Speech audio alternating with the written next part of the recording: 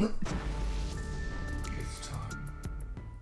Yes, it is time to bring back Sashimi thoughts. And we're going to start off with JCole. He did a recent freestyle that I feel like I just have to talk about. And technically, I don't know if this is Sashimi thoughts because I kind of listened to it multiple times and have had like more than a couple days to marinate on it. So, I mean, if you want to put it in the technicality box, we can put it in the technicality box, but I am just still going to talk about it. So, let's move right on into it. For a quick chronological rundown, JCole jumped on Twitter, said feed me beats, people fed him beats. He decided to make a freestyle, drop it on YouTube, SoundCloud, Spotify, all the good social media / streaming platforms, and we got the album of the year freestyle. So in the freestyle, it pretty much is a typical freestyle. JCole brags and talks about his skill and how he's coming up, but he also does talk about the modern rapper and how they've changed from what we expect, and that even though there are certain scenarios that we believe may be happening,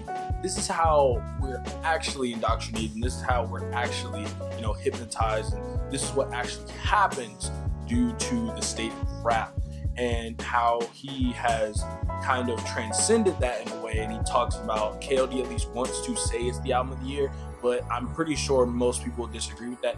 As far as the rap itself goes, he had clever bars and he had a really distinct flow. He had confidence in his voice.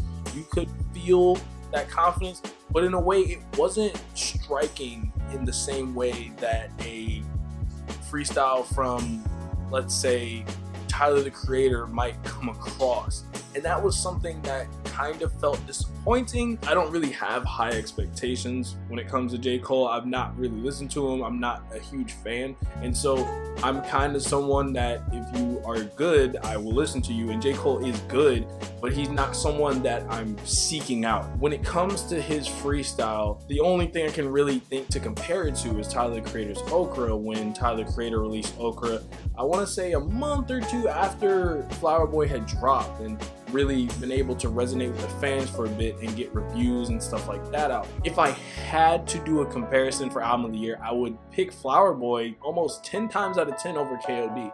KLD was a conceptual album that looked to illustrate what the modern rapper in our current year is, what appeals to the kids, what appeals to the next generation, not necessarily looking to be anything different from that. While JCole did have a few personal stories in there, but as far as the rest of the album goes, the only songs that really struck me personally were KOD and ATM, and they were mostly for personal enjoyment. They weren't necessarily for something to, man, if I want to think or if I want to really get into my emotions and have something be relatable for me, I'll listen to ATM or KLD. ATM does have that message, but it feels like it's surface level and it doesn't really have the depth necessary in order to really strike at the heart of someone who may be looking for something that is not necessarily just talking about, yes, we live in a society and there are problems.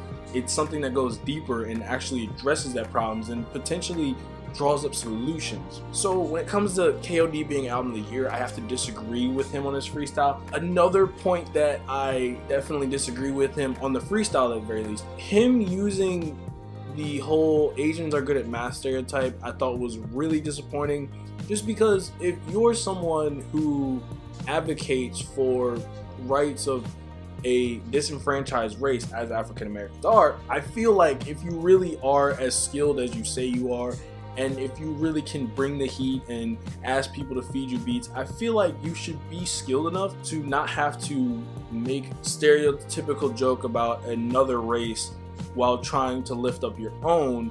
And it felt like he could have said something else there. The excuse he sort of has right after talking about, well, blacks got it harder from Caucasians, it's like, but you don't have to go there.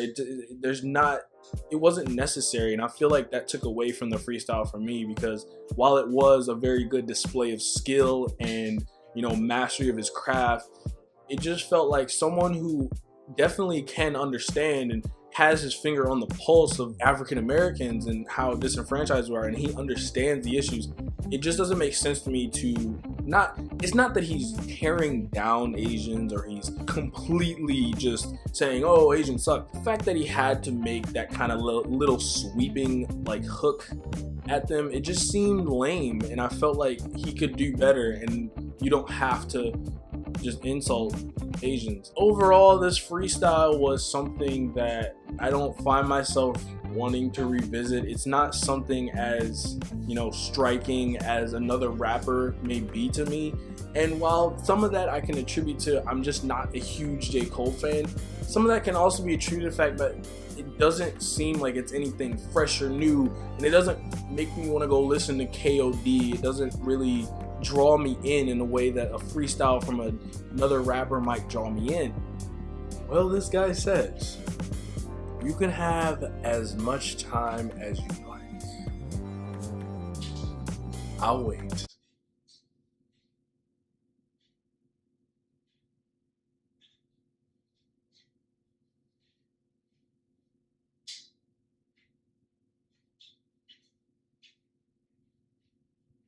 Ah, you blink first.